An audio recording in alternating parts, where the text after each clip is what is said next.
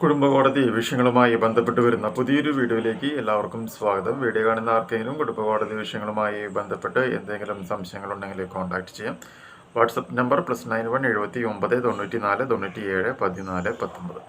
ഇന്നത്തെ വീഡിയോയിൽ നമ്മൾ ഡിസ്കസ് ചെയ്യാനായിട്ട് പോകുന്നത് ഒരു ഭാര്യ ഒന്നാം വിവാഹബന്ധം വേർപ്പെടുത്തുന്നു. ഒന്നാം വിവാഹബന്ധം വേർപ്പെടുത്തിയതിന് ശേഷം വേറെ ഒരു കല്യാണം കഴിക്കുന്നു. ക്ലിയർ ആയില്ലേ?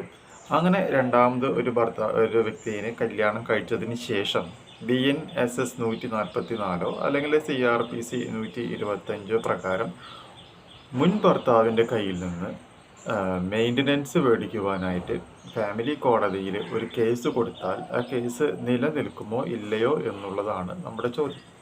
അപ്പോൾ ആ ചോദ്യവുമായി ബന്ധപ്പെട്ട് ഹൈക്കോടതി പറയുന്ന ഉത്തരവ് ഇങ്ങനെയാണ്: ഒന്നാം ഭർത്താവിൽ നിന്നും വിവാഹമോചനം നേടിയതിന് ശേഷം ഈ ഭർത്താവിൻ്റെ കയ്യിൽ നിന്നും ചെലവിന് ചോദിക്കുവാനായിട്ട് ഭാര്യയ്ക്ക് അവകാശമില്ല എന്നാണ് പറയുന്നത്.